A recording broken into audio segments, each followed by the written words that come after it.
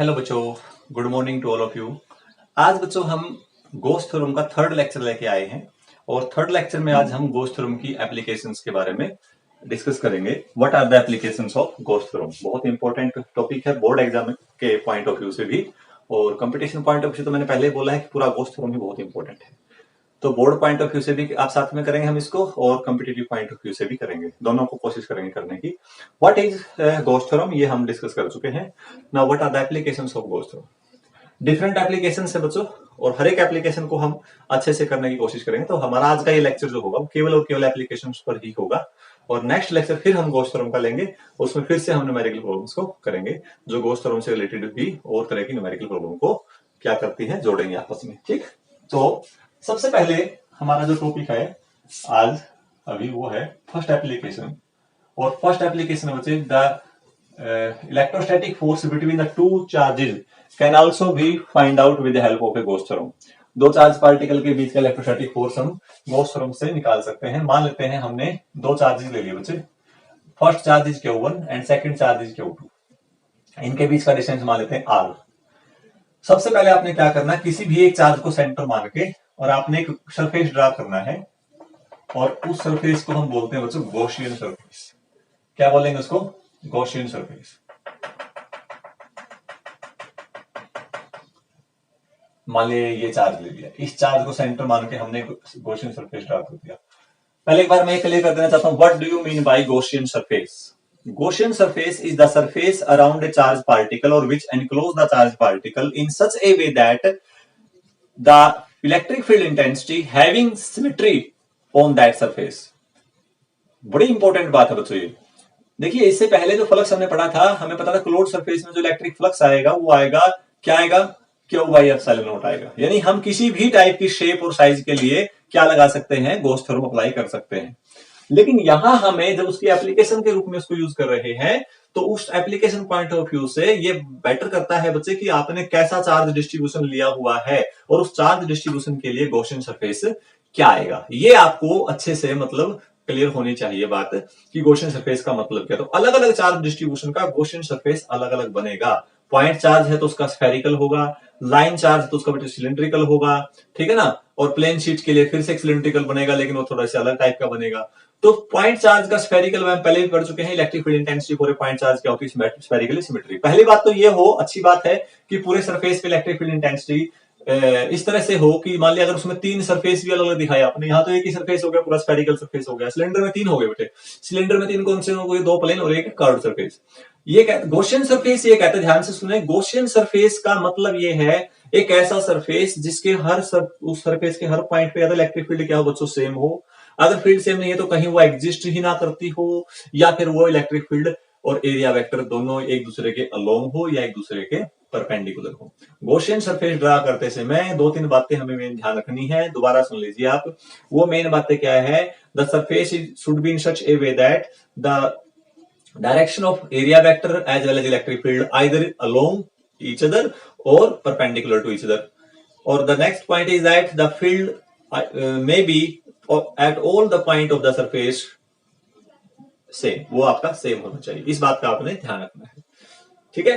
तो इसी को ध्यान में रखते हुए हम ये टॉपिक करने जा रहे हैं। तो मान लेते हैं दो चार्ज ले लिए, that one charge is Q1 और एक चार्ज बच्चों यहां रखा हुआ था, उसको ले लिया Q2 और इनके बीच का डिस्टेंस क्या ले लिया हमने? R ले लिया। अब कहता है गॉसियन सरफेस हमने ड्रा कर दिया। किस तरह से ड्रा किया? रेडियस R का। R क्या है? दो चार्जेस के बीच की डिस्टेंस है। इससे क्या हुआ, एक चार्ज तो आ गया सेंटर पे और एक चार्ज आ गया बच्चों सरफेस पे। तो जो चार्ज आपने गॉसियन सरफेस के अंडर लिया है उस चार्ज के लिए हम गॉस थ्योरम अप्लाई करेंगे, ठीक है। आपको पता है इस चार्ज, ये पॉइंट O है और ये पॉइंट क्या बच्चों? P है। हम निकालना चाहते हैं electric field intensity at point P due to charge O, ये निकालना चाहते हैं। ये मान लिया आपको पता चल गया, कुछ वैल्यू आ जाएगी, ठीक है। P पे निकाल ली, P पे चार्ज कितना रखा हुआ है? Q2। सो हमें वहां से फोर्स पता चल जाएगा Q2 पे इस इलेक्ट्रिक फील्ड इंटेंसिटी ने कितना फोर्स लगाया है। तो सीधी सी बात यह है कि हमें केवल ये पता होना चाहिए कि P पे इलेक्ट्रिक फील्ड इंटेंसिटी कितनी है, वहां आप इलेक्ट्रोस्टैटिक फोर्स निकाल सकते हो। तो सेंटर पे हो गया बच्चे, अगर O हमने चार्ज सेंटर पे माना हुआ है तो अगर हम गॉस थ्योरम अप्लाई करें apply Gauss theorem for charge Q1 E dot ds is equal to कौन सा चार्ज इनक्लोज है Q1 divide by epsilon note. ये आ जाएगा बच्चों। यहां इसको आप कंपेयर करके देख लीजिए। देखो यहां मैंने क्या किया, एक एरिया वेक्टर ड्रा कर दिया और एरिया वेक्टर एरिया एलिमेंट लिया पहले और फिर इसके ऊपर एक एरिया वेक्टर ड्रा कर दिया इस तरफ। दिस इज एरिया वेक्टर और डायरेक्शन ऑफ इलेक्ट्रिक फील्ड भी किस तरफ है, इस तरफ। यही बात मैंने बताई थी, या तो इलेक्ट्रिक फील्ड और एरिया वेक्टर हमेशा लॉन्ग रहे या ऐसा हो सकता है कि लॉन्ग ना हो तो एक दूसरे के परपेंडिकुलर रहे। तो स्फेरिकल सरफेस में तो आप किसी भी पॉइंट पे एरिया वेक्टर ले लीजिए, कहीं किसी भी रीजन में एरिया वेक्टर ले लीजिए, वहां का एरिया वेक्टर और इलेक्ट्रिक फील्ड इंटेंसिटी डायरेक्शन क्या रहेगी, सेम रहेगी। ये बात ध्यान रखनी है आपने। तो ये आगे क्या आ गया, ये Q1 बाई एप्सिलॉन नॉट। तो इसको अगर एक ही उसमें है तो E डॉट ds को लिख सकते हो E ds cos 0, क्योंकि दोनों में एंगल कितना है, 0 है। That is equal to Q1 by epsilon naught. और ये आ जाए बच्चे E into integration close surface पे cos 0 1 हो गया और ds का इंटीग्रेशन क्या आ गया बच्चों 4 pi r square is equal to Q by epsilon naught. तो यहां से इलेक्ट्रिक फील्ड इंटेंसिटी आ जाएगी Q divide by 4 pi epsilon naught into r square. कौन सा चार्ज इंक्लोज किया हुआ था, Q1। तो Q1 चार्ज इंक्लोज करने से उसकी वजह से गॉसियन सरफेस के ऊपर इलेक्ट्रिक फील्ड इंटेंसिटी कितनी आएगी, तो यहां से आप फाइंड आउट कर सकते हो। ठीक, ये आ गया रिजल्ट। इलेक्ट्रिक फील्ड पता चले तो इलेक्ट्रोस्टैटिक फोर्स कितना आएगा, वो आएगा बच्चे Q1 इंटू ई, Q2 इंटू ई। Q2 पे निकालना है, ई की वजह से निकालना है, तो ये आ जाएगा 1 by 4 pi epsilon not Q1 Q2 divide by r square. This is an electrostatic force acting between the two charged particle, Coulombian force between the two charges। इससे आप आसानी से फाइंड आउट भी कर सकते हो। क्लियर, सिंपल था, कोई ऐसी बात नहीं है। सेकंड केस हम करते हैं बच्चों, सेकंड केस करते हैं electric field intensity due to infinite long straight wire. Infinite long uniformly charge wire. देखो आपको याद होगा पिछले, अगर आप लेक्चर में देखेंगे, पिछले लेक्चर उठा के देखेंगे, यूनिफॉर्मली चार्ज वायर, अगर पिछले लेक्चर उठा के देखोगे ना बच्चों, तो वहां हम एक ध्यान से देखना, आप इस टॉपिक को पहले कर चुके हैं। पहले हमने एक फाइनाइट वायर लेकर उसका इलेक्ट्रिक फील्ड इंटेंसिटी निकाला था, और फिर इनफाइनाइटली लॉन्ग वायर का कैसे निकाल सकते हैं, इनफाइनाइटली लॉन्ग वायर का इलेक्ट्रिक फील्ड इंटेंसिटी हम निकाल सकते हैं। उसका एंगल, दोनों एंगल 90-90 के रख दिए थे। एक स्पेशल स्टैंडर्ड रिजल्ट निकाला था lambda upon 4 pi epsilon naught into r sin theta 1 plus sin theta 2, अगर आपको याद हो तो। ठीक है, और यहां से यहां ये जो गोश थ्योरम बच्चे हम लगाएंगे केवल इनफाइनाइट लॉन्ग वायर के लिए। तो मान लेते हैं यहां एक इनफाइनाइट लॉन्ग वायर दे दिया, let us consider an infinite long wire. जो आपने लिखना है आज, जैसे आप जब भी आप टॉपिक देखने बैठे तो प्लीज कॉपी पेन लेके साथ में जरूर बैठा करें, ताकि कोई ऐसा मेन पॉइंट आ गया कि बार बार आपको वीडियो ओपन ना करनी पड़े, तो आप वहां उसको कॉपी में नोट कर ले, भाई हाँ यहाँ ये मेन बात थी जो हम कहीं उसको अच्छे से यूज कर सकते हैं। ठीक है, तो ये हैबिट होनी चाहिए आपकी जब भी आप बैठते हैं। तो ये बच्चे इनफाइनाइट लॉन्ग वायर ले ली, this is infinite long wire. Let this uniform charge wire having charge density lambda. एक कंडीशन हमने लगा दी कि इस वायर पे जो चार्ज है वो यूनिफॉर्मली डिस्ट्रीब्यूट है, और इसकी चार्ज डेंसिटी जो है बच्चों वो क्या दे रखी है, लैम्डा दे रखी है। कितनी दे रखी है, लैम्डा। तो सबसे पहले हम ये देखेंगे कि इस वायर की वजह से इलेक्ट्रिक फील्ड इंटेंसिटी किसी भी पॉइंट पर आप निकालेंगे तो उसकी डायरेक्शन आएगी क्या। एज इफेक्ट को यहां पर हम नेगलेक्ट कर देते हैं, हम ये कहते हैं कि यहां पर कोई चार्ज नहीं है, इतनी थिन वायर है ये, तो हम केवल साइड का कंसेप्ट ही यहां पर डिस्कस करेंगे। तो मान लिया बच्चों मैंने ये पॉइंट ले लिया P, और मैं इस पॉइंट P पर इलेक्ट्रिक फील्ड इंटेंसिटी की डायरेक्शन देखना चाहता हूं, क्योंकि वेक्टर क्वांटिटी है, तो we have to define the direction of the electric field intensity for a given charge distribution. तो चार्ज डिस्ट्रीब्यूशन कैसा है, हमारे पास इनफाइनाइट लॉन्ग स्ट्रेट वायर है, यहां से डिस्टेंस क्या आ गई बच्चों, यहां से डिस्टेंस आ गई हमारी r। कैसी डिस्टेंस आ गई, r मान ली। देखिए मालूम है, पहले डायरेक्शन देखनी है आपने। तो मान लिया बच्चों मैंने यहां से एक एलिमेंट ले लिया जो इस वायर के यहां से बिल्कुल सेम डिस्टेंस पे है, l डिस्टेंस पे मान लिया, तो इसका इलेक्ट्रिक फील्ड किस तरफ आएगा बच्चों, इस तरफ आएगा। ज्यादा टाइम नहीं लगाएंगे क्योंकि हम पहले कर चुके हैं। और इसका इलेक्ट्रिक फील्ड आएगा बच्चों इस तरफ। आपको पता है दोनों की इलेक्ट्रिक फील्ड की इंटेंसिटी की जो मैग्नीट्यूड आएगा सेम आएगा, तो इसका वर्टिकल कंपोनेंट तो कर जाएगा कैंसिल, जबकि हॉरिजॉन्टल कंपोनेंट दोनों का क्या करेगा, एग्जिस्ट करेगा। अगर पिछला टॉपिक आपने वो पढ़ा हुआ है, नहीं पढ़ा हुआ तो आप मेरे उसमें लिंक पे जाके देखें, तो वहां पिछला लेक्चर मिल जाएगा जिसमें हमने एक केस किया हुआ था। अगर वो लेक्चर आपने देखा हो तो बच्चे यहाँ पर इलेक्ट्रिक फील्ड इंटेंसिटी डायरेक्शन आपको समझाने की जरूरत है ही नहीं, क्योंकि आपको पहले समझ में आ चुकी है। तो यहाँ जो डायरेक्शन आएगी इलेक्ट्रिक फील्ड इंटेंसिटी की बच्चों इस तरफ आएगी, this is the direction of electric field intensity, ये डायरेक्शन आ जाएगी। आई बात समझ में? इस किसी पॉइंट पे यहां देखो, यहां देखो, यहां देखो, यहां देखो, यहां देखो, इस तरफ आएगी। इस पॉइंट पे देखोगे इस तरफ आएगी, यहां देखोगे इस तरफ आएगी, यहां देखोगे इस तरफ आएगी। इलेक्ट्रिक फील्ड इंटेंसिटी, अगर आपने कोई वायर ले ली तो बहुत थिक है, अगर मैं thin very very thin wire ले लूं तो इसके ऊपर चार्ज दे दिया, तो अगर मान लो बच्चे आप इस पॉइंट पे निकाल लेंगे तो इलेक्ट्रिक फील्ड इंटेंसिटी इस तरफ आएगी, इस पॉइंट पे निकाल लेंगे तो इस तरफ आएगी, और इस पॉइंट पे निकालोगे तो इस तरफ आएगी। यानी इस यूनिफॉर्मली पॉजिटिव चार्ज वायर की वजह से चारों ओर ये क्या करेगा, इलेक्ट्रिक फील्ड प्रोड्यूस कर रहा है।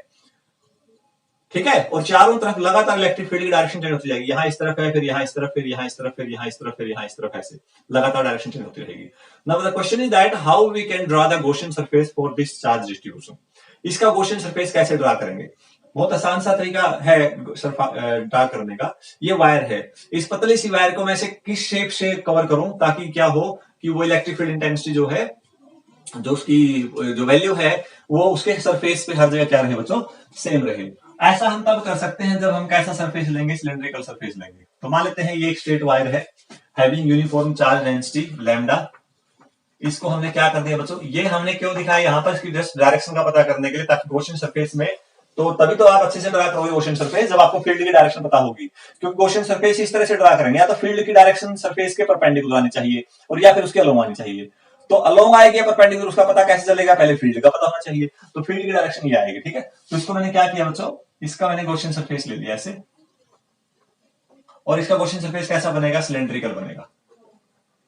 कैसा बनेगा, सिलेंड्रिकल गॉसियन सरफेस। तो इस तरह से हम दिखा सकते हैं।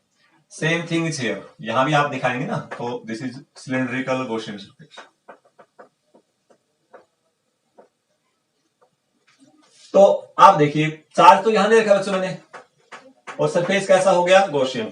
अब आप ध्यान से देख सकते हैं, अगर मैंने यहां पर ये पॉइंट आपका पेन ले लिया जैसे ये, और ये मान लीजिए थिन वायर है, this is the thin wire, how we can cover this whole charge by surface Gaussian. कोई सरफेस से कैसे कवर करें, कोई भी सरफेस से कवर कर सकते थे आप, रैंडम सा कोई भी सरफेस ले रख दीजिए वायर को अंदर, हो गया इनक्लोज। लेकिन क्या उससे हम इलेक्ट्रिक फील्ड इंटेंसिटी को निकालने में आसानी होगी, नहीं हो पाएगी, दिक्कत आएगी वहां पर, क्योंकि फिर वहां उस रीजन के हर पॉइंट पे डिफरेंट इलेक्ट्रिक फील्ड इंटेंसिटी होगी। तो कम से कम एक ऐसा रिजल्ट तो निकाल लें कि एक पॉइंट पे निकाल लिया उसको फिर यूनिवर्सल कर दे, यहाँ पर इतनी आएगी, यहाँ पर इतनी आएगी। तो उसके लिए क्या किया, हमें एक सिमेट्रिकल सरफेस क्या करना पड़ेगा, क्लोज सरफेस ड्रा करना पड़ेगा। तो जैसे मान लो ये है और ये मान लो सिलिंड्रिकल शेप है, तो इसको इस सेंटर पे होगी वायर, और ये जो सरफेस है बच्चों, ये सरफेस क्या कर रहा है, गॉसियन सरफेस का काम करेगा। तो इसमें दो सरफेस और होंगे, this is called curved surface, this is called plane surface and this is called plane surface. तो एक सिलिंड्रिकल जो गॉसियन सरफेस आप ड्रा कर रहे हैं, cylindrical Gaussian surface having the three surfaces, one is curved surface and two is the circular space, circular surface और plane surfaces.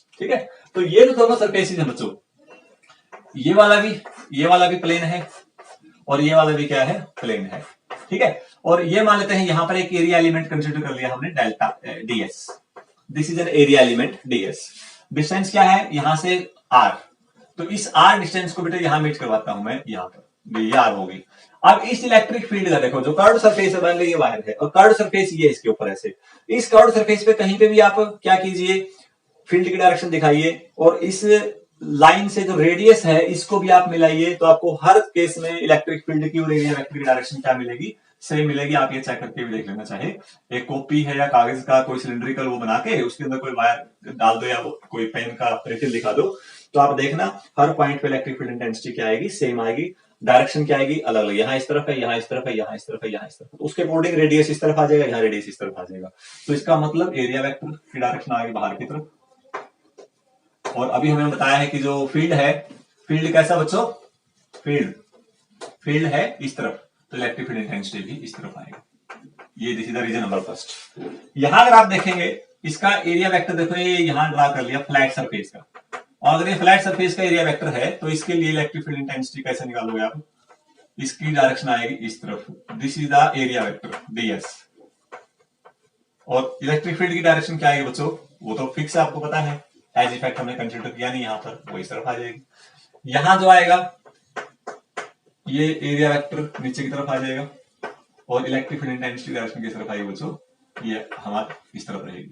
अगर आपने कोई पॉइंट यहां कंसिडर किया, मान ले इस पॉइंट पे निकालना चाहते हो, तो अगर आप इस पॉइंट पे निकालना चाहते हो फील्ड की डायरेक्शन इस तरफ आ जाएगी, फिर डायरेक्शन क्या हो जाएगी आपकी, रिवर्स हो जाएगी। ठीक, अब अगर इसका ग्राफ देखें बच्चों, कैसे आएगा ग्राफ? ग्राफ से पहले एक्सप्रेशन, छोटा सा एक्सप्रेशन तो निकाल लेते हैं। तो using Gauss theorem, E dot ds represent by the equation q by epsilon naught. Epsilon naught is the permittivity of free space. Q is the charge enclosed by the closed surface. Linear charge density क्या दे रखी है? Lambda. कितनी दे रखी है? Lambda. मान लेते हैं जो वायर इनक्लोज की है पूरे इनफाइनाइट बॉक्स में से, सिस्टम में से, कितना इनक्लोज किया है? सरफेस जो लिया आपने वो गॉसियन सरफेस कितने लेंथ का है जो आपकी वायर के चार्ज को इनक्लोज कर रहा है? वो मान लेते हैं तो एल लेंथ का है। और इस पूरी एल लेंथ वायर पे चार्ज दे दिया आपने क्यू। कितना चार्ज दे दिया? क्यू। तो यहां पर जो लीनियर चार्ज डेंसिटी आ जाएगी, that linear charge density will be equal to lambda is equal to Q by L. Okay, तो क्यू आ जाएगा बच्चों लैम्डा इंटू एल। उसको बाद में हम पुट कर लेंगे, सबसे पहले इसको एक्सप्रेशन को पूरा करते हैं। ई डॉट डीएस, जब इलेक्ट्रिक फील्ड और एरिया वेक्टर में एंगल जीरो है तो जस्ट आप इसको ये ले सकते हो, E into DS is equal to lambda into L divide by epsilon. यहां आ गया बच्चों ई, और एरिया का इंटीग्रेशन, कौन से एरिया का? क्लोज्ड सरफेस का। क्लोज्ड सरफेस तो पूरा तीन मिलके बना रहे हैं कि क्लोज्ड सरफेस ये है, एक सर्कल है और एक ये है, तीन है। तो यहां पर हमने जो लेना है बच्चों, ये जो टोटल सरफेस मैंने लिया है, मैं यहां पहले ही दिखा दूं। अगर आपने बच्चों ये रीजन फर्स्ट लिया है, ये रीजन सेकंड है, और ये रीजन क्या है बच्चों? थर्ड है। इस वायर को एक्चुअली में क्लोज करने के लिए तीन रीजन का सहारा लिया गया है, एक कर्व्ड रीजन का और दो फ्लैट रीजन का। लेकिन मेन बात क्या है, कंट्रीब्यूशन फ्लक्स में होगा किसका? वो केवल कर्व्ड सरफेस का ही होगा। क्यों होगा? क्योंकि इलेक्ट्रिक फील्ड इस तरफ, एरिया वेक्टर इस तरफ। तो यहां पर देखो ऊपर की तरफ इलेक्ट्रिक फील्ड की डायरेक्शन ये है और एरिया वेक्टर की डायरेक्शन ये है। यहां देखो इलेक्ट्रिक फील्ड की डायरेक्शन ये है और एरिया वेक्टर की डायरेक्शन ये है। और इस पॉइंट पे देखो इलेक्ट्रिक फील्ड भी उस तरफ और एरिया वेक्टर भी उस तरफ है। फ्लक्स का पूरा टॉपिक हमने कर लिया है, न्यूमेरिकल भी करके देखे हैं। एक बात तो हमने सीखी ही है कि अगर इलेक्ट्रिक फील्ड की डायरेक्शन और एरिया वेक्टर की डायरेक्शन एक तरफ होगी तो वहां फ्लक्स का सबसे ज्यादा कंट्रीब्यूशन होगा, और जहां दोनों परपेंडिकुलर होंगे तो वहां फ्लक्स क्या होगा बच्चों? जीरो होगा। तो रीजन नंबर 1 की वजह से और रीजन नंबर 2 की वजह से क्या आ गया? फ्लक्स हो गया जीरो। तो उसकी वजह से जीरो हो गया। अब बच गया इंटीग्रेशन किसका? डीएस का। तो हमारे पास डीएस केवल क्या बचा बच्चों? डीएस केवल और केवल क्या बच गया है? सिलिंड्रिकल कर्व्ड सरफेस एरिया बच गया है। तो ई, और कर्व्ड सरफेस एरिया का फॉर्मूला क्या होता है सिलेंडर का? सिलेंडर के कर्व्ड सरफेस का formula 2 pi R H. 2 pi R H कितना है? L is equal to lambda L by epsilon. L से बच्चों एल कट गया, तो इलेक्ट्रिक फील्ड इंटेंसिटी जो आएगी वो आ जाएगी lambda divide by 2 pi epsilon naught into are.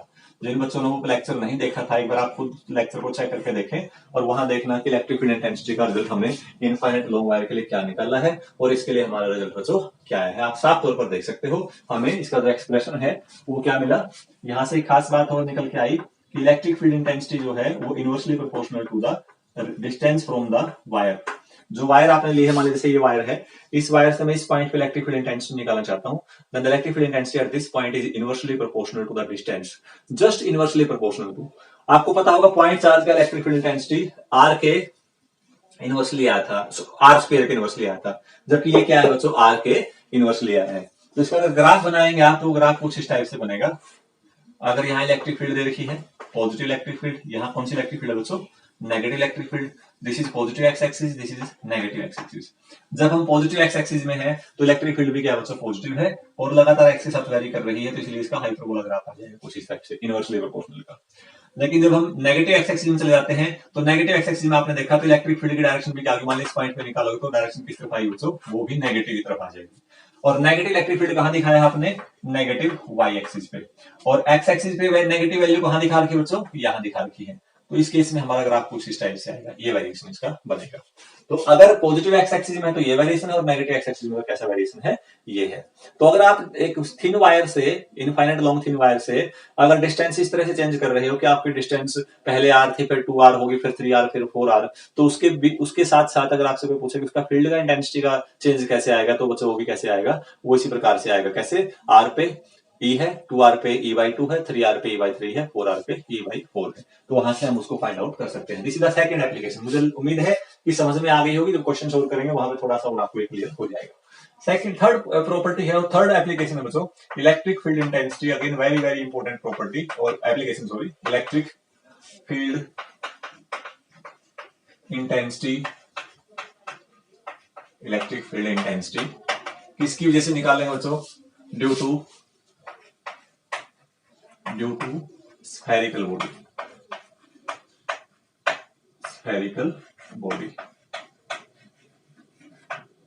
सबसे पहले हम केस लेते हैं बच्चों सॉलिड कंडक्टर का। ध्यान से सुना मेरी बात।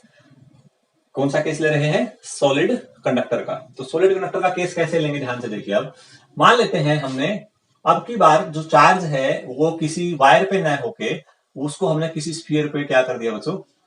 डिस्ट्रीब्यूट करवा दिया। किस पे डिस्ट्रीब्यूट करवा दिया? किसी भी स्फीयर पे। और स्फीयरिकल बॉडी ले रखी है तो स्फीयर का केस हम बाद में कर लें, पहले शेल का केस कर लेते हैं। शेल होती है अंदर से होलो होगी, खोखली होगी, यानी चार्ज जो भी आप डिस्ट्रीब्यूट करोगे वो सारा का सारा चार्ज आपने शेल को कहां दे दिया है? वो बाहर दे दिया है इस तरह से। ये पॉइंट हो गया बच्चों ओ सेंटर। याद रखें सेंटर पे कोई चार्ज नहीं रखा है।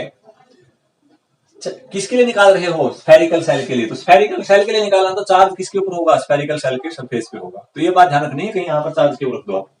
यहाँ कोई चार्ज नहीं है, चार्ज कहां है? सारा का सारा सरफेस पे है, स्टैटिक नेचर में, और सारा का सारा सरफेस पे लाई कर रहा है। ठीक। अब इसका इलेक्ट्रिक फील्ड इंटेंसिटी निकालना है आपने। उसके लिए बच्चे सबसे पहले क्या ड्रा करेंगे? Gaussian surface. तो स्फेरिकल बॉडी खुद ही उसकी सिमेट्री स्फेरिकल है, तो उसका चार्ज जो सरफेस ड्रा करेंगे फील्ड इंटेंसिटी के लिए, तो वो भी तो क्या आएगा बच्चों? स्फेरिकल आएगा ना। तो इसके लिए हमने गॉसियन सरफेस ड्रा कर लिया। Let this is the point P। इस पॉइंट P से बटे इसका गॉसियन सरफेस ड्रा कर लीजिए। आप देखो ये ड्रा कर लिया हमने P पॉइंट पे। ठीक है। ये डिस्टेंस कितनी है? ये डिस्टेंस मान लेते हैं बच्चों स्मॉल r है। ये पॉइंट O है और ये P है, स्मॉल r डिस्टेंस है। और जो ये डिस्टेंस है बच्चों स्फेरिकल बॉडी का, ये मान लेते हैं कैपिटल R है। रेडियस ऑफ द शेल, ये दो तीन बातें आप लिख दें।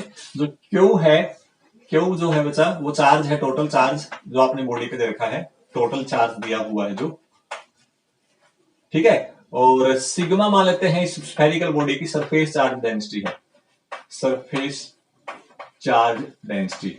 ये बच्चों इसकी सरफेस चार्ज डेंसिटी है।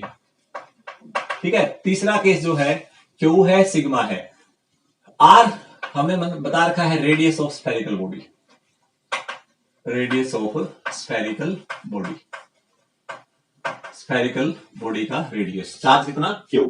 और P पॉइंट जहां पर आप इलेक्ट्रिक फील्ड निकालना चाहते हैं वो मान लेते हैं डिस्टेंस कितनी बच्चों? R है। R is the distance of the point P from the centre of the spherical body. याद रखें जब भी डिस्टेंस आप लेंगे किसी भी बॉडी के सेंटर से लेते हैं हमेशा, चाहे स्फेरिकल हो, चाहे सिलिंड्रिकल हो, चाहे वो आपकी क्या बोलते हैं उसको होलो स्फीयर हो, चाहे सॉलिड स्फीयर हो, जो भी हो। ठीक। चार्ज कहां है? सारा का सारा बाहर है। अब इसमें बच्चों तीन केस बनेंगे। पहला केस बनेगा अगर R जो है वो कैपिटल R से ज्यादा है, यानी हमारी जो डिस्टेंस है वो स्फेरिकल शेल के रेडियस से ज्यादा है, इसका मतलब पॉइंट बाहर होगा। ठीक है। शेल से बाहर है, और शेल से बाहर अगर पॉइंट है तो उसके लिए इलेक्ट्रिक फील्ड इंटेंसिटी निकालें तो यहां ड्रा कर देंगे गॉसियन सरफेस। क्या ड्रा कर दें बच्चों? यहां पर गॉसियन सरफेस। ये गॉसियन सरफेस आ गया, उसके ऊपर ये वाला, इसके ऊपर एक एरिया एलिमेंट ले लिया, और एरिया एलिमेंट पे इलेक्ट्रिक फील्ड की डायरेक्शन आएगी बच्चों बाहर की तरफ E। तो ये एरिया वेक्टर भी इस तरफ, इलेक्ट्रिक फील्ड भी इस तरफ। तो यहां आ जाएगा integration E dot ds is equal to Q by epsilon naught. E और ds में एंगल कितना है? 0 है, तो E को ले लीजिए बच्चों बाहर, ds का इंटीग्रेशन कर देंगे, that is Q by epsilon naught. तो यहां आ जाएगा बच्चों E। ds एरिया है स्फेरिकल बॉडी का जिसका रेडियस स्मॉल r है, r square is equal to Q by epsilon naught. So the electric field intensity can be written as Q divide by 4 pi epsilon naught r square. तो कोई नई बात तो नहीं आई बच्चों, ये तो बिल्कुल पहले वाली ही बात आ गई। जहां से शुरुआत किया था इलेक्ट्रिक फील्ड इंटेंसिटी को हमने टॉपिक को, हम वापस वहीं पहुंच गए हैं। देख लीजिए ये तो रिजल्ट किसका था? बताइए बच्चों किसका था? ये रिजल्ट था किसका? Electric field intensity for A point charge का। तो एक बहुत इंपॉर्टेंट पॉइंट यहाँ हमारे सामने निकल के ये आया है कि अगर कोई भी पॉइंट आप किसी भी स्फेरिकल बॉडी के बाहर रखा हुआ है और उस पॉइंट पे इलेक्ट्रिक फील्ड इंटेंसिटी निकालना चाहते हैं उस पूरे बॉडी की वजह से, तो वो वही आएगी जो एक पॉइंट चार्ज का केस बनता है। और ये मान के चलेंगे अगर हम किसी बाहर पॉइंट पे निकाल रहे हैं, फिर हम यही अज्यूम करेंगे कि पूरी स्फेरिकल बॉडी का मास वो assume to be at the centre. जैसे हम कहते हैं ना सेंटर ऑफ मास किसी बॉडी का, रिंग का है या स्फीयर का है, वो सारा सेंटर पे लाई करता है पॉइंट मास बॉडी मानने के लिए। तो अगर इसको पॉइंट चार्ज बॉडी आप मान रहे हो, क्यों मान रहे हैं? क्योंकि इसका रिजल्ट पॉइंट चार्ज का आ गया। तो उस केस में सारा चार्ज हम अज्यूम कर लेंगे क्या है, कहां लाई करता है, सेंटर। इसका मतलब ये हो गया स्फेरिकल बॉडी की बजाय अब ये कोई आपके पास पॉइंट चार्ज है, और ये पॉइंट क्या था बच्चों, पी था। ये डिस्टेंस कितनी थी इनके बीच की, स्मॉल आर थी। यहां से आप इसकी इलेक्ट्रिक फील्ड इंटेंसिटी निकाल सकते हो। निकल जाएगी, कितनी आएगी, ये आएगी। दूसरा case at the surface. Surface का मतलब R is equal to R, तो उस केस में इलेक्ट्रिक फील्ड इंटेंसिटी आएगी वैसे सरफेस पे Q divide by 4 pi are square into epsilon naught. अब देखो charge per unit area, sigma क्या है बच्चा, सरफेस चार्ज डेंसिटी। और सरफेस चार्ज डेंसिटी क्या होती है, सरफेस चार्ज डेंसिटी सिग्मा होती है total charge divide by total area. और स्फीयर है तो उसका एरिया क्या लिखोगे आप, 4 पाई आर स्क्वायर। चार्ज जिस पे डिस्ट्रीब्यूट किया हुआ है यहां वो रेडियस लेना, कहीं आप इसको स्मॉल ले लो, ध्यान रखें बात। तो यहां वैल्यू आ जाएगी बच्चों Q by 4 pi are square into epsilon naught, और ये बन गया सिग्मा। तो ये आंसर बन गया sigma by epsilon not. And the last point is that, last point ये है अगर इलेक्ट्रिक फील्ड क्या आपका जो आर है वो आपके कैपिटल आर से कम है, यानी रेडियस से कम है, यानी अब की बार हमारा जो पॉइंट है वो उस शेल के अंदर चला गया है। मान लीजिए जैसे ये शेल है और पॉइंट कहां है आपका, ये सेंटर है, तो आपका पॉइंट अंदर चला गया है। अब इस अंदर के लिए अगर आप गॉसियन सरफेस ड्रा करेंगे, देखो अगर मैं यहां गॉसियन सरफेस ड्रा कर रहा हूं, इस गॉसियन सरफेस ने कोई भी चार्ज एनक्लोज नहीं किया है, no charge enclosed by the Gaussian surface. और अगर कोई चार्ज एनक्लोज नहीं किया है तो उसका इलेक्ट्रिक फ्लक्स क्या हो जाएगा, जीरो। इसका मतलब उसका इलेक्ट्रिक फील्ड बच्चों यहां क्या आएगा, electric field intensity will be zero for the third case. तो 3 केस हमने किए शेल के 3 केस क्या होंगे, इलेक्ट्रिक फील्ड इंटेंसिटी सरफेस पे ये आएगी, ठीक है, इसके सरफेस से बाहर ये आएगी, सरफेस पे ये आएगी, अंदर कितनी आएगी, जीरो। तो अगर इसका ग्राफ हमने कोई कहे, आपको कहे कि इसका ग्राफ ड्रा कीजिए, तो यहां मैं इसलिए बना रहा हूं, यहां से आपको बिल्कुल अच्छे से समझ में आ जाएगा। जैसे ये ले लिया बच्चे, और ये ले ली हमने कौन सी एक्सिस, ये एक्स एक्सिस है, और ये कौन सी एक्सिस है, वाई एक्सिस है। Centre, this is the centre. और जब ये पॉइंट आएगा, देखो सरफेस तक पहुंचोगे, अगर हम सरफेस तक पहुंच जाएंगे तो सरफेस पे आके है हमारी ये जो डिस्टेंस आपने दिखा रखी है बच्चों, आर दिखा रखी है, लेकिन इस पॉइंट पे ये आर किसके इक्वल हो जाएगा, कैपिटल आर के। ठीक है, तो इसका ग्राफ कैसे ड्रा करेंगे आप, ओ से पी तक जाओगे तो इलेक्ट्रिक फील्ड इंटेंसिटी जीरो है बच्चों, देख लीजिए अंदर शेल के अंदर इलेक्ट्रिक फील्ड इंटेंसिटी आप कहीं मर्जी देख लीजिए क्या है, जीरो है। तो यहां से यहां तक इलेक्ट्रिक फील्ड इंटेंसिटी आ गई जीरो। जैसे ही आप सरफेस पे पहुंचे, सरफेस पे इलेक्ट्रिक फील्ड इंटेंसिटी होगी सिग्मा बाई एप्सिलॉन नॉट, यहाँ सिग्मा बाई एप्सिलॉन नॉट। आप खुद ध्यान से देखो, क्या देखना है आपने, कि हमने कहा कि अंदर जीरो थी और सरफेस पे कुछ वैल्यू आएगी, और उसके बाद फिर क्या करेगी, आर स्क्वायर से डिक्रीज करना शुरू कर देगी। इसका मतलब सरफेस पे इलेक्ट्रिक फील्ड इंटेंसिटी क्या होगी बच्चों, मैक्सिमम होगी। तो जो ये वैल्यू आई है यहाँ पर, इसके कोरस्पॉन्डिंग यहाँ देखेंगे वो आएगी सिग्मा बाई एप्सिलॉन नॉट, क्योंकि वाई पे हमने इलेक्ट्रिक फील्ड दिखा रखा है। और बाहर जब जाओगे, बाहर इलेक्ट्रिक फील्ड इंटेंसिटी वैरी करेगी आर स्क्वायर के इनवर्सली। तो इसका ग्राफ कुछ बच्चों इस तरफ से आ जाएगा, यहाँ मैक्सिमम, उसके बाद क्या करेगा, डिक्रीज, और यहाँ क्या आएगी, यहाँ जीरो आएगी। तो एक कुछ इस टाइप से ग्राफ मिल जाएगा आपको। यहाँ इलेक्ट्रिक फील्ड इंटेंसिटी क्या है बच्चों, जीरो है। उम्मीद करता हूं बच्चों आपको टॉपिक सब बिल्कुल समझ में आ गया होगा अच्छे तरीके से। दूसरा केस क्या है, अगर सॉलिड स्फीयर होता और कंडक्टिंग होता, यही केस अगर हम करते हैं, शेल की बजाय हमें दे दिया solid conducting sphere. Solid conducting sphere में क्या होगा, सॉलिड कंडक्टिंग स्फीयर का केस अगर आप करेंगे तो कंडक्टर हो गया, और कंडक्टर में जो भी आप बॉडी पे चार्ज दोगे बच्चे कंडक्टर को, सारा का सारा चार्ज आउटर सरफेस पे आता है, यानी अंदर नेट चार्ज क्या होगा, तो net charge inside the conductor net Q will be equal to zero. ठीक है, तो मान लिया इसको पूरे पे चार्ज दिया आपने, वो चार्ज कहां फैल गया, सारा का सारा बाहर चला गया, सरफेस पे आ गया, तो अंदर कोई चार्ज नहीं है, अंदर नेट चार्ज क्या है, जीरो है। अगर अंदर नेट चार्ज जीरो, आप कहीं भी पॉइंट लेके अगर आप क्वेश्चन सरफेस ड्रा करें तो वही केस बन जाएगा। अगर अंदर नेट चार्ज जीरो तो इलेक्ट्रिक फील्ड इंटेंसिटी क्या आएगी, जीरो। सारे के सारे केस सेम होंगे बच्चों, तीनों केस सेम आएंगे। पहला केस, कंडक्टर सॉलिड कंडक्टर आपने ले लिया, सॉलिड कंडक्टर ले लिया, जैसे मैं दिखा दूं यहाँ पर, like this is a solid conductor, और ये सॉलिड कंडक्टर बच्चे, इस पे जैसे चार्ज दिया वो सारा चार्ज बाहर चला गया, यहां आ गया। ठीक है, अंदर कोई भी चार्ज नहीं है, तो इसका रेडियस क्या है, कैपिटल आर है। इस पॉइंट पी पे निकालोगे, सेम टू सेम यही रिजल्ट आएगा, बिल्कुल ऐसे कैसे करना, कोई चेंज आपने नहीं करना है। Then the result will be equal to equation 1 Q by 4 pi epsilon naught, point charge group में बिहेव करेगा। जब सरफेस के ऊपर आ जाएंगे तो हमें रिजल्ट देगा इक्वेशन नंबर 2 वाला, sigma by epsilon naught, electric field intensity maximum होगी। और जब आप अंदर आ जाएंगे, R less than capital R होगा, तो यहां आ जाएंगे तो उस केस में इलेक्ट्रिक फील्ड इंटेंसिटी क्या हो जाएगी, जीरो हो जाएगी।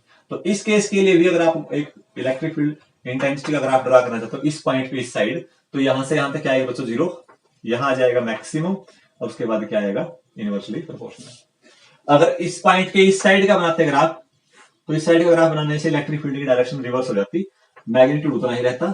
फिर आपका ग्राफ कुछ इस तरह से आता बच्चे, यहां से यहां तक 0 और यहां चले गए आर पे, इस सरफेस पे चले गए आप आर पे, तो आर पे जाके इलेक्ट्रिक फील्ड इंटेंसिटी हो जाएगी मैक्सिमम। उसके बाद फिर क्या करेगा, आपकी इलेक्ट्रिक फील्ड इंटेंसिटी डिक्रीज करना शुरू कर देगी। कुछ इस टाइप से ग्राफ इसका बनेगा, आप देख रहे हैं ध्यान से। जैसे ऊपर दिखाया ना बेटे आपने, ऊपर वाली जो टर्म दिखाई है, यहाँ भी आप सेल के लिए ऐसे दिखा सकते हो। इसके इस साइड दिखाओगे तो ये नीचे दिखाया, तो इसके अगर इस साइड दिखाओ आपको, मैं इधर जा रहा हूं तो जब तक मैं सरफेस पे नहीं पहुंचूंगा, सरफेस तक इलेक्ट्रिक फील्ड इंटेंसिटी 0 रहेगी। जैसे मैं सरफेस पे पहुंच गया तो इलेक्ट्रिक फील्ड इंटेंसिटी क्या हो जाएगी, मैक्सिमम। और उसके बाद आगे जाओगे तो इलेक्ट्रिक फील्ड इंटेंसिटी क्या करेगी, इनवर्सली प्रोपोर्शनल होगी। This is the expression electric field intensity. तो वो होगा वॉल्यूम चार्ज डेंसिटी रो, और वॉल्यूम चार्ज डेंसिटी इसकी आ जाएगी Q rho is equal to total charge per unit volume. Volume होगा 4/3 पाई आर क्यूब। और अगर सिग्मा है, सरफेस चार्ज डेंसिटी आप देख रहे हो, वो आ जाएगा Q divide by 4 pi are square. Clear. अब इसका इलेक्ट्रिक फील्ड निकालते हैं हम। पहला केस वही, जब आर है वो कैपिटल आर से बहुत ज्यादा होगा। ये देखा बच्चों कैपिटल आर, और यहां से यहां तक की डिस्टेंस दे रखी है स्मॉल आर। तो अगर R small R capital R से बहुत ज्यादा है, इसके लिए इलेक्ट्रिक फील्ड इंटेंसिटी अगर निकालेंगे तो इलेक्ट्रिक फील्ड इंटेंसिटी कितनी आएगी, देखिए ध्यान से। फॉर्मूला गोस थंब लगाओ, E dot ds integration is equal to Q by epsilon naught. इस पे टोटल चार्ज कितना देखा बच्चों, क्यू बाई एप्सिलॉन नॉट। ये आ जाएगा एक्सप्रेशन। यहां आ जाएगा बच्चों E area integration 4 pi are square. तो जो अभी तक दो केस किए हैं, यहां पर भी इलेक्ट्रिक फील्ड इंटेंसिटी आपको सेम मिलेगी, और वो आ जाएगी E is equal to Q by 4 pi epsilon naught into R square. यानी ये स्फीयर भी अगर आप उसके बाहर किसी पॉइंट पे इलेक्ट्रिक फील्ड इंटेंसिटी निकाल रहे हो, तो वो भी पॉइंट चार्ज के रूप में ही बिहेव करेगा। और उस केस में हम सारा का सारा चार्ज जो है स्फीयर का, वो ये मान लेंगे कहां लाई करता है, सेंटर पे लाई करता है। This is the first case. Second case भी सेम है। सेकंड केस में अगर r is equal to capital R हो जाएगा, इसी फॉर्मूला को मैं लिख सकता हूं q by 4 pi epsilon naught r square, capital R square आ जाएगा। और 4 pi epsilon naught r square बन गया बेटे sigma divide by epsilon naught. तो ये आ जाएगी इसके ऊपर, सरफेस के ऊपर इलेक्ट्रिक फील्ड इंटेंसिटी। अब निकालते हैं बच्चों अंदर। अब मान लिया मैंने यहां ले लिया ये पॉइंट, इसको थोड़ा सा अलग दिखाता हूं बच्चों। मानते हैं ये स्फीयर है और ये सेंटर है, और ये स्फीयर सॉलिड है। कैसा स्फीयर है, सॉलिड स्फीयर है। तो सॉलिड स्फीयर के अंदर ध्यान से देखिए बच्चों, इसकी एक्सप्रेशन को ध्यान से समझा आपने। ये पॉइंट ले लिया, इसको अगर मैं क्लोज कर देता, देखो ये गॉसियन सरफेस ड्रा कर दिया। अब की बार इस गॉसियन सरफेस में कुछ न कुछ चार्ज इनक्लोज है, क्योंकि चार्ज हर जगह डिस्ट्रीब्यूट है इसके अंदर, और यूनिफॉर्मली डिस्ट्रीब्यूट है। यहां हर जगह चार्ज है। तो जब आपने गॉसियन सरफेस ड्रा किया, तो इसके हिस्से कितना चार्ज आया उसको लिख लेते क्यू डैश। क्या लिख लेंगे, क्यू डैश। और किसकी बात कर रहे हैं हम, सरफेस की बात नहीं कर रहे हैं, हम वॉल्यूम की बात कर रहे हैं कि उसने उस जो आपने सरफेस जहां ड्रा किया था, उस रीजन के अंदर, उस वॉल्यूम के अंदर कितना चार्ज प्रेजेंट है, जबकि टोटल वॉल्यूम पे चार्ज कितना था, क्यू था। सरफेस अगर हम बात करें यहां पर, तो उसकी वैल्यू कितनी आएगी बच्चों, तो वो वैल्यू आ जाएगी हमारी रो, सरफेस चार्ज डेंसिटी। पूरे स्फीयर का वॉल्यूम 4/3 पाई आर क्यूब अगर है, तो पूरे के लिए हमारे पास चार्ज दे रखा है क्यू। 1 के लिए दे रखा है बच्चों Q by 4/3 pi R cube. और किसके लिए निकालना है बच्चे आपने, 4/3 पाई स्मॉल आर क्यूब के लिए multiply by 4/3 pi small R cube. ये कट गया, Q by R cube into small R cube. ये जो बच्चों है, ये वो चार्ज आ गया जो इस रीजन में है, ये वाला रीजन है। इस रीजन का चार्ज निकाले, क्योंकि फील्ड भी तो इसी रीजन का निकालना है ना हमें, इतने रीजन का। तो ये वो चार्ज आ गया, ठीक है। तो इसके लिए हमारा एक्सप्रेशन क्या बनेगा, देखो थर्ड केस जो होगा, थर्ड केस आएगा E dot ds is equal to Q dash by epsilon naught. Q dash क्यों लिखा, क्योंकि जो चार्ज अंदर है उसका चार्ज लेना आपने, जो इनक्लोज किया गया है सरफेस के द्वारा, वो क्यू डैश किया गया है। यह आ जाएगा E into ds is equal to Q dash कितना है बच्चों, क्यू डैश की वैल्यू है Q R cube divide by capital R cube into epsilon naught, और इसकी वैल्यू आ जाएगी बच्चों, इंटीग्रेशन अगर खोलेंगे आप इसका, E is equal to Q R cube divide by R cube, इसको लिखेंगे 4 pi R square, 4 pi R कौन सा, जो सरफेस आपने लिया है उस सरफेस का एरिया, 4 पाई आर स्क्वेयर, ऊपर आ गया बच्चों आर क्यूब, ठीक होगा मुझे लगता है, ये आ जाएगा यहां से Q divide by 4 R pi R cube, 3 से मल्टीप्लाई कर लो बेटा इसको, और 3 से ही इसको डिवाइड कर लो, ऊपर आ गया आर